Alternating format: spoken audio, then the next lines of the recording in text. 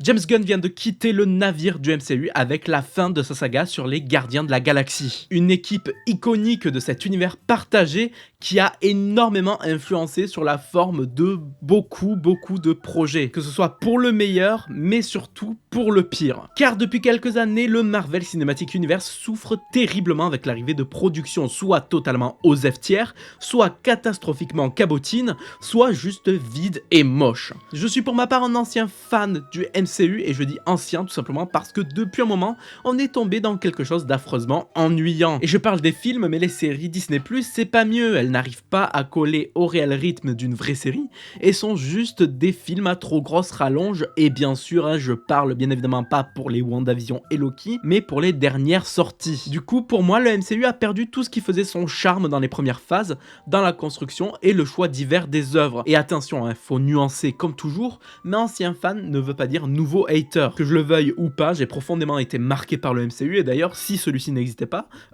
cette chaîne n'existerait pas non plus. Juste, j'ai commencé à décrocher vers le milieu de la phase 4 et j'avoue que le combo Moon Knight, qui n'était pas mauvais, mais qui souffrait de beaucoup trop de problèmes de rythme, She-Hulk, que j'arrivais à apprécier avant que le dernier épisode détruise absolument tout intérêt à la série, même si bon, objectivement, j'ai conscience que c'était pas incroyable, Miss Marvel, qui à mes yeux est la pire série du MCU, alors qu'elle partait très bien avec son premier épisode qui prenait des aspects de la réalisation d'Edgar Wright, que j'affectionne tout particulièrement, Thor Love and Thunder, qui à subir fait beaucoup plus mal qu'une épilation à blanc des couilles, et enfin Ant-Man 3, qui est littéralement un foutage de gueule vu à quel point c'est vide et qui sert pourtant d'introduction au plus grand vilain des prochaines phases. Tout ça, je dois avouer que ça m'a fait abandonner. Et attention, ça ne veut pas dire qu'il n'y a rien eu de qualitatif, J'ai beaucoup apprécié Multiverse of Madness et Wakanda Forever. Le seul hic, c'est que ces bons projets sont perdus sous une flaque très profonde de projets inutiles à mon goût. Mais malgré cette période négative pour le MCU, un projet annoncé depuis un bon moment fait enfin surface. C'est les Gardiens de la Galaxie volume 3. Ce projet était déjà dans l'esprit du réalisateur des premiers films Gardiens, James Gunn, en 2014. Et en 2017, c'est officiel, ça sortira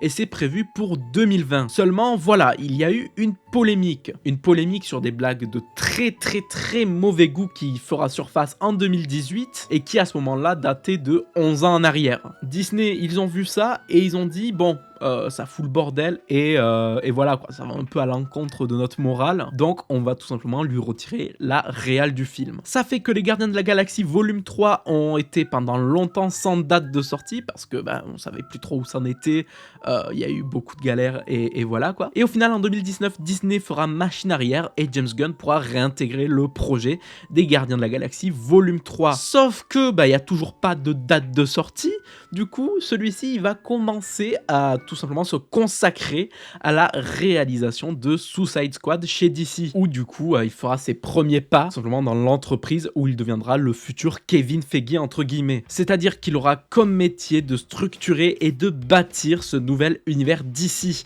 Mais avant de laisser derrière lui pour de bon Marvel, il nous pond la conclusion à ses gardiens, dans le contexte actuel où la maison des idées n'excelle pas qualitativement parlant au cinéma. Alors résultat, est-ce que les Gardiens de la Galaxie 3 relèvent un peu le niveau ? C'est ce qu'on va voir tout de suite. Je vais pas laisser durer ce faux suspense pendant encore longtemps parce que c'est une réussite. Un véritable bol d'air frais qui fait énormément de bien et permet de rappeler aux personnes qui, comme moi, sont déçues actuellement par le MCU, pourquoi ils ont pu un jour aimer cet univers. Car c'est clairement un film qui est dans la lignée des deux premiers et qui est d'ailleurs, à mon humble avis, le meilleur de la saga. Mais également, et c'est assez drôle, vous verrez pourquoi, le plus sombre, et pas seulement de la saga cette fois-ci, mais de presque tout le MCU. Il aborde des thématiques plutôt sérieuses et joue clairement sur les différentes ambiances qu'il installe, que ce soit l'aspect comédie qui est toujours très bien géré contrairement au par exemple deuxième volet où il y avait des moments parfois un peu too much et encore franchement je dois avouer que ça allait, ou bien l'aspect plus dramatique qui est vraiment inédit, car pour le coup si dans les premiers Gardiens il y a toujours eu des moments émotion et sérieux ainsi que des réels enjeux, ici ce troisième opus pousse le curseur à fond en te mettant mal à l'aise face à l'horreur tragique d'une ou des situations à laquelle on peut assister, ce qui en fait de mon point de vue subjectif l'œuvre l'œuvre la plus touchante du MCU, même si j'arrive pas à la classer objectivement, parce que Wakanda Forever existe et que tout son contexte en fait un film clairement puissant. Côté scénario, c'est également l'opus avec le plus d'enjeux au niveau des protagonistes, dont un en particulier, qui est développé comme jamais et qui offre ainsi l'une des origin story les plus tragiques et dérangeantes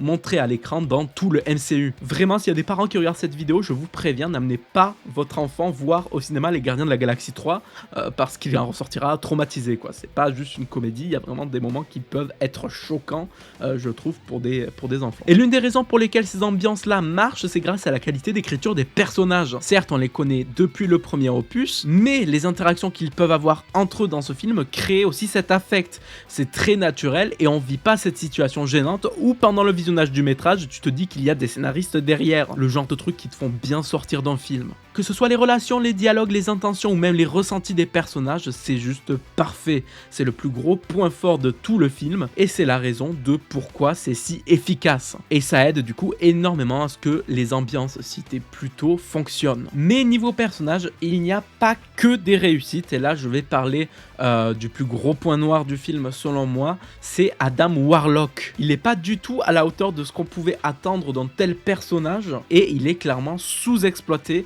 Et c'est vachement dommage parce que c'était quand même quelque chose qu'on attendait beaucoup. Voilà, fallait bien se foirer quelque part. Et ceci dit, quand tu connais pas réellement les comics ni le personnage, ça peut aller. Même si du coup ça fait beaucoup de teasing dans la fin des Gardiens de la Galaxie 2 qui est là pour rien, quoi. Autre point pas réellement noir mais on va dire plutôt grisâtre, c'est le rythme qui en vrai est bien maîtrisé dans les premiers actes mais qui tire en longueur vers la fin. Même si c'est quand même très léger et ça ne gâche en rien l'expérience, c'était quand même à notifier. Également ce qui n'a pas gâché le film, c'est aussi les effets spéciaux qui sont à la ramasse ces derniers temps chez Marvel mais qui ici sont très beaux, excepté un plan précis qui me vient en tête avec un vaisseau et des explosions, mais sinon à part ce plan là, j'ai vraiment rien remarqué qui m'est réellement tilt. C'est vraiment joli, c'est un vrai spectacle qui est parfaitement bien servi par les costumes dans un premier temps, où du coup les délires ont été poussés à fond. Par exemple dans une partie du film qui crée une vibe rétro-futuriste, la qualité des costumes est quand même insane. Et dans un deuxième temps,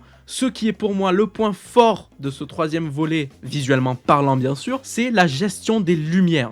C'est-à-dire que c'est une dinguerie, l'imagerie est excellente et renforce une putain d'identité visuelle qui permet d'encore plus t'émerveiller face aux différentes ambiances des lieux explorés. Vraiment pour le coup visuellement c'est beau, c'est vraiment très beau et la réal de James Gunn ajoutée à ça est plutôt sympatoche. En bref, ce troisième volet des Gardiens de la Galaxie rentre dans la liste de mes films favoris du Marvel Cinematic Universe, même si à l'heure actuelle c'est encore un avis à chaud, donc je peux pas réellement lui mettre une note. Mais c'est une œuvre qui a de une identité et une puissante histoire émotionnelle.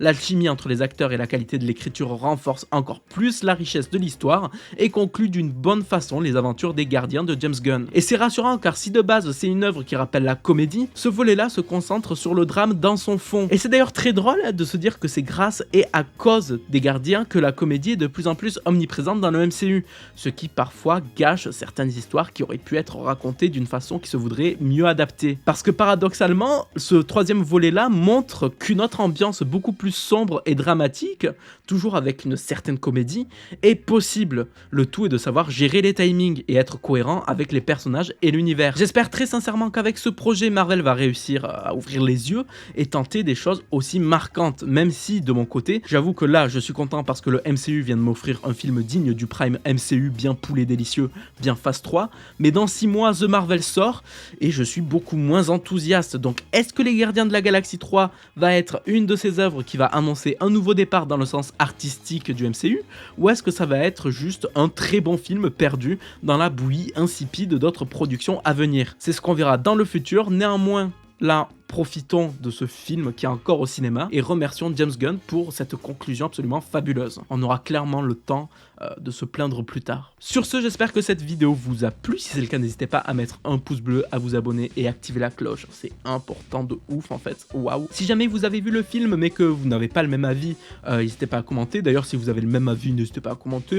Et vous savez quoi, même si vous n'avez pas vu le film, allez-y commenter aussi. Vraiment, il faut augmenter les chiffres en fait. Juste, là c'est le business les gars. Bien sûr, c'est une blague, ça va me tout la passion.